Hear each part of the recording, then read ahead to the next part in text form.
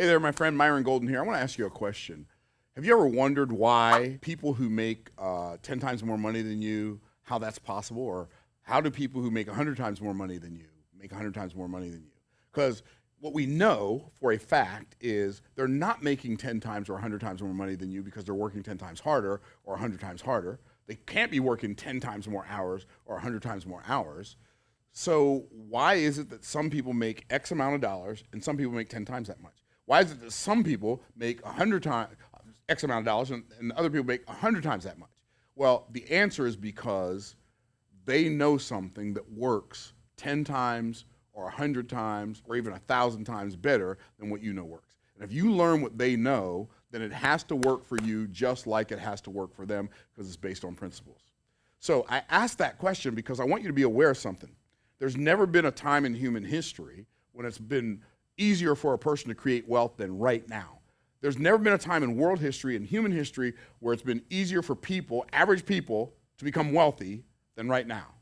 But it doesn't feel like it.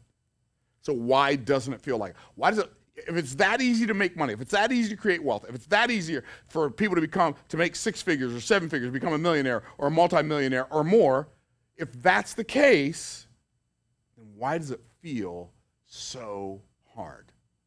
I submit to you there's one reason that it feels so hard for average people to create wealth.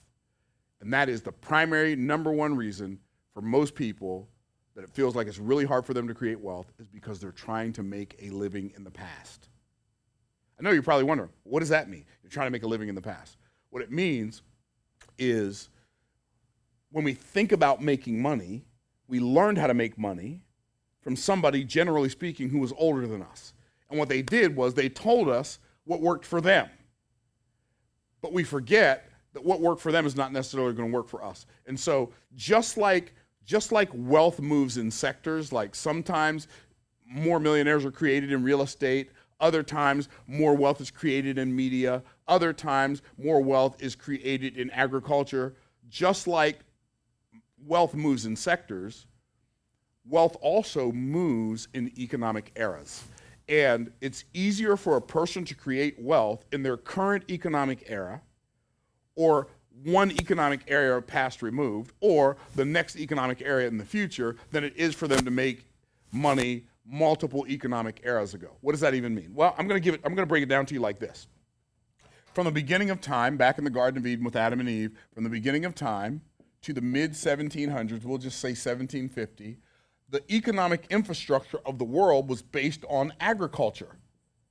And we're going to, since it was based on agriculture, we're going to call that the agricultural age. And in the agricultural age, basically, land equaled wealth. And the people who owned the land owned the wealth.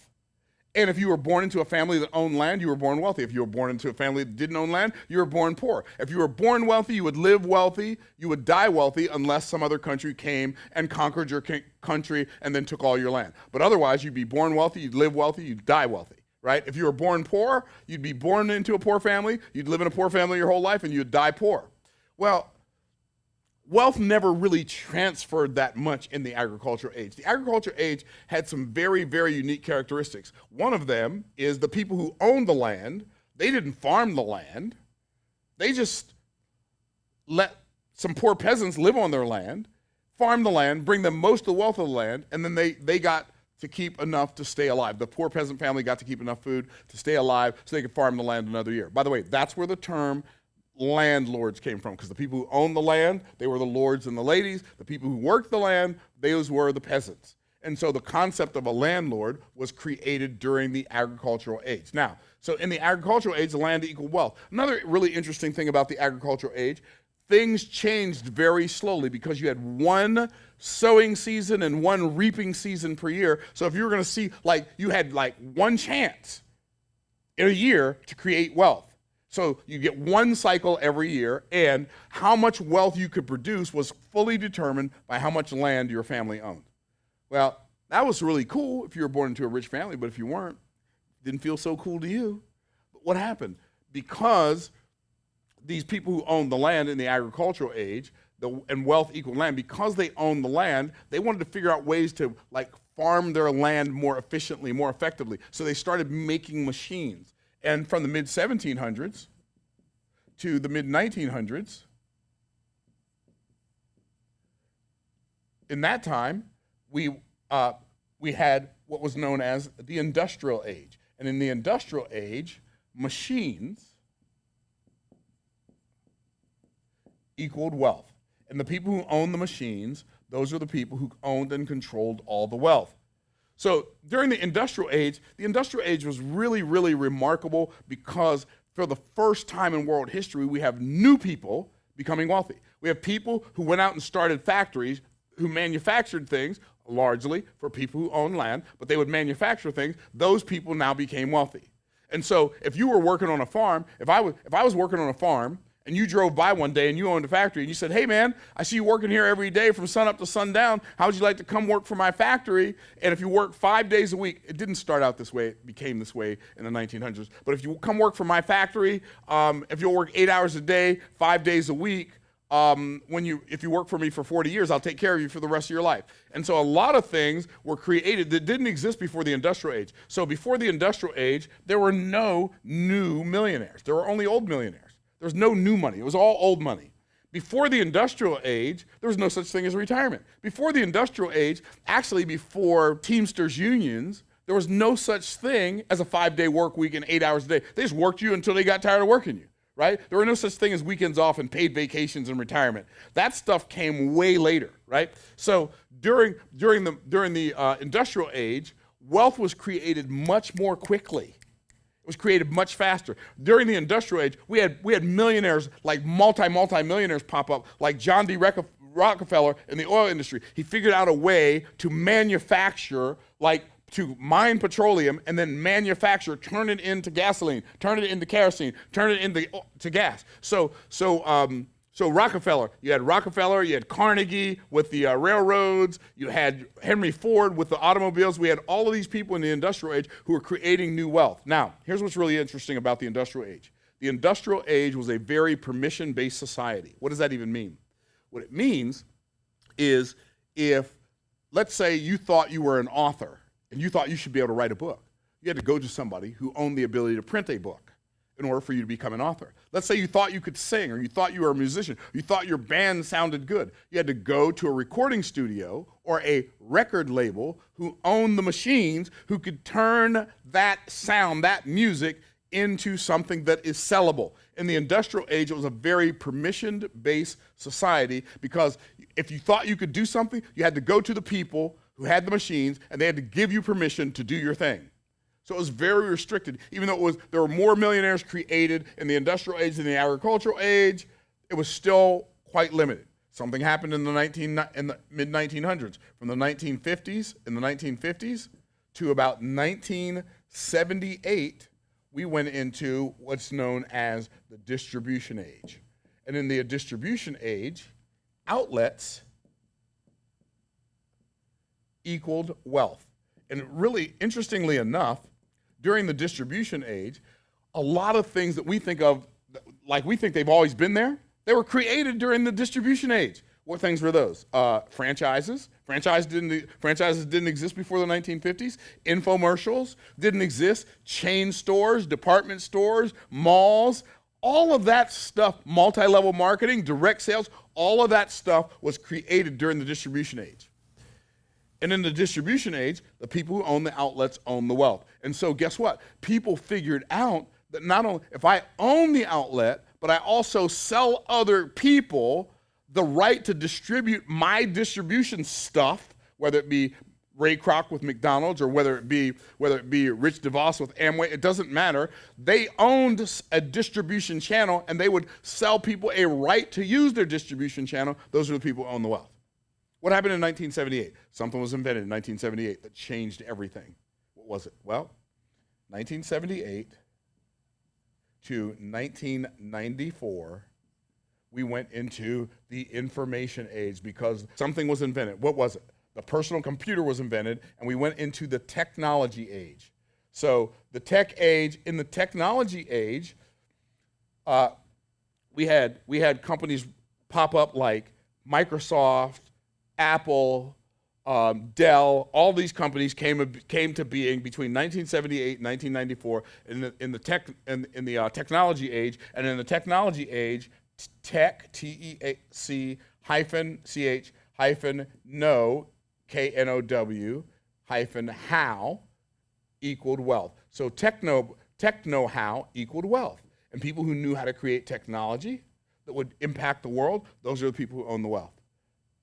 I remember, because I graduated from high school in 1980, I graduated in this era, and everybody, including me, imagine that, everybody, including me, wanted to go to school to be a computer programmer. Why? We saw all these kids, Bill Gates and Steve Jobs and Steve Wozniak. We saw all these kids on the front of Time magazine becoming millionaires and billionaires through computer programming. The only problem is, we got there too late.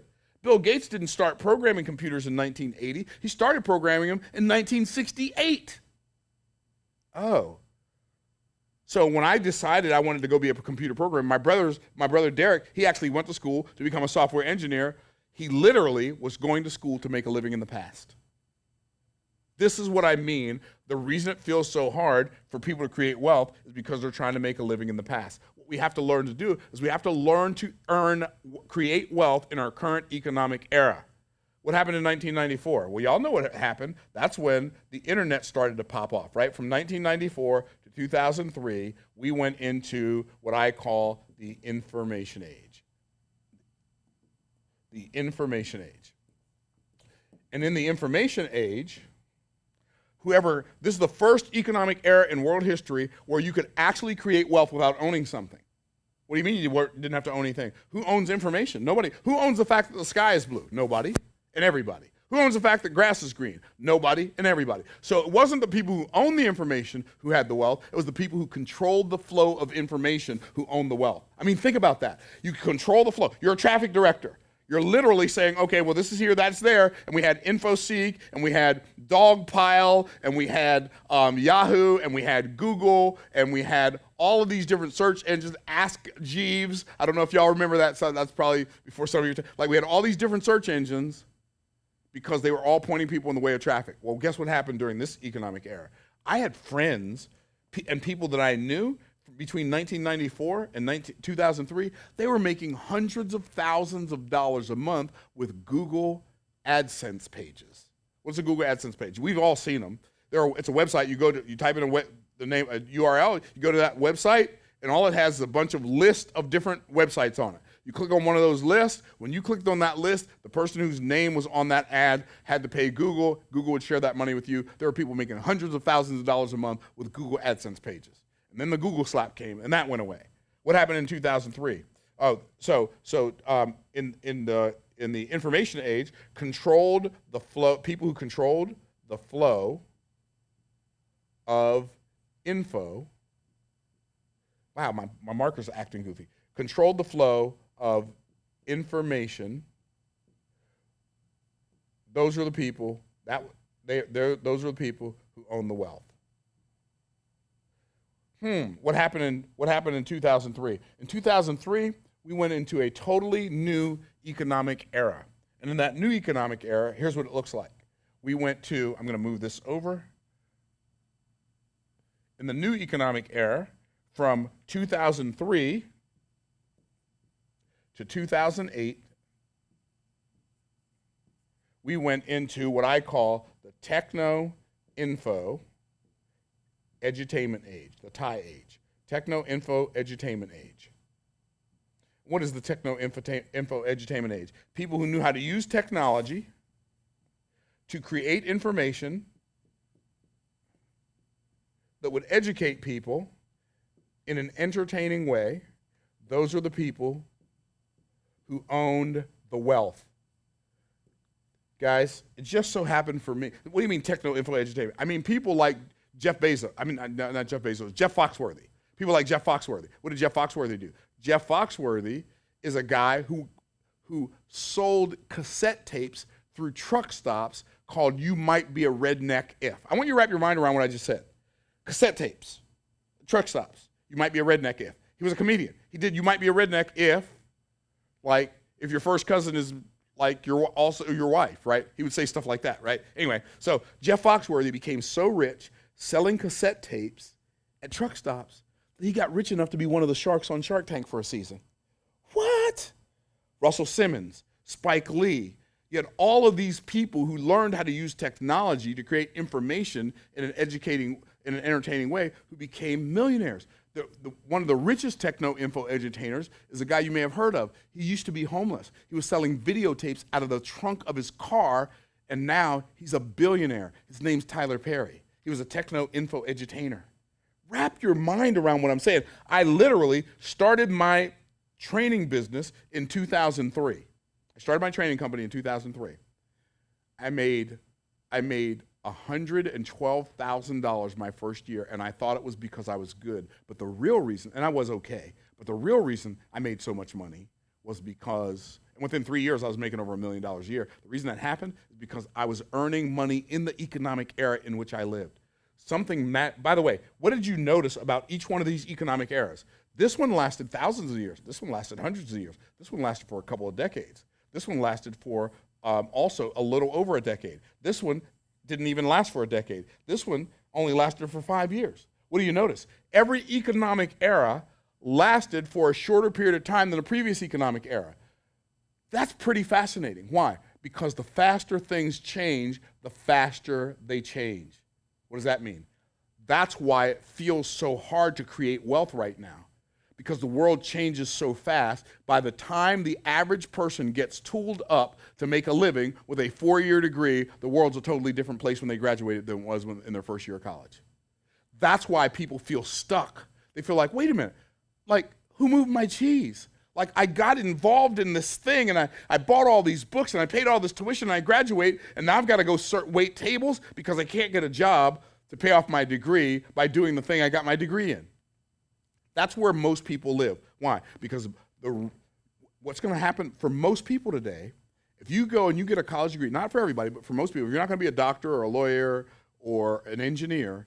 You go to college, and you're going to go study some kind of studies, like environmental studies or whatever.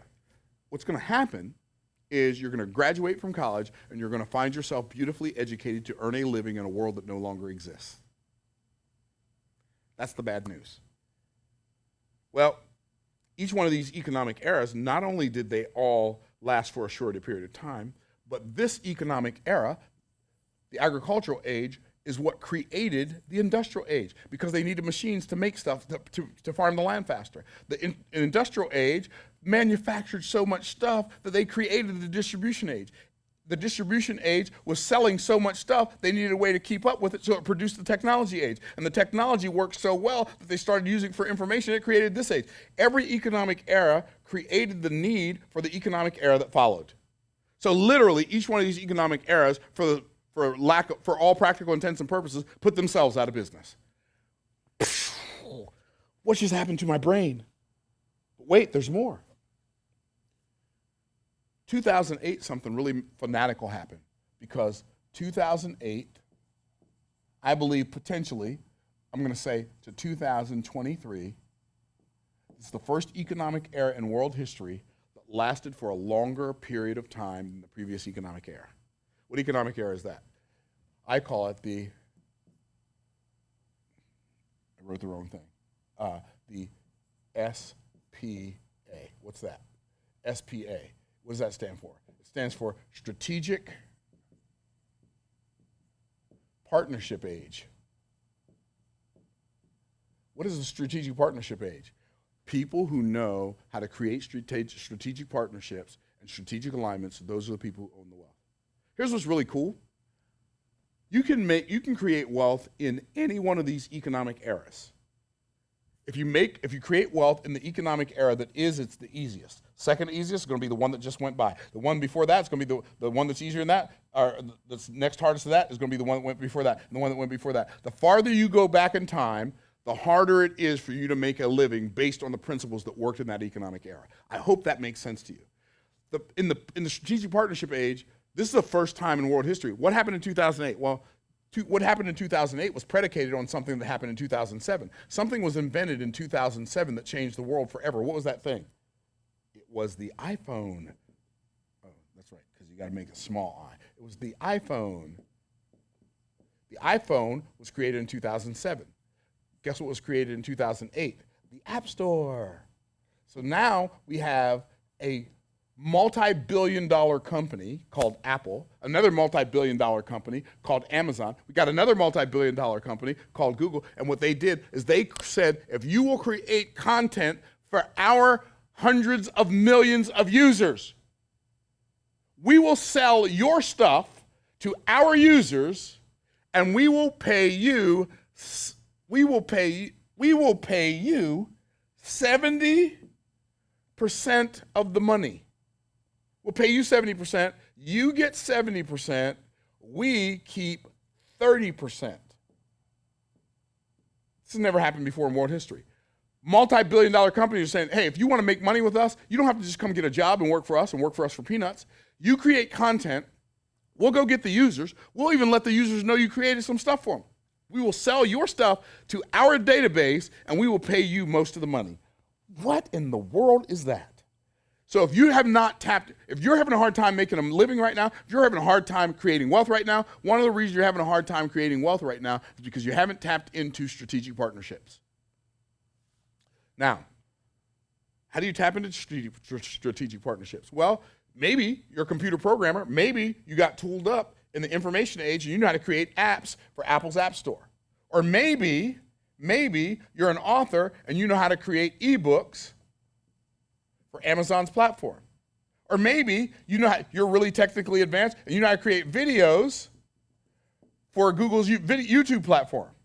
But what if none of those are true? Did you realize there is a partnership concept that was created a long time ago that works so well? I make 6 figures a year through strategic partnerships. In fact, last year through strategic partnerships, I literally made $2.8 million last year from strategic partnerships.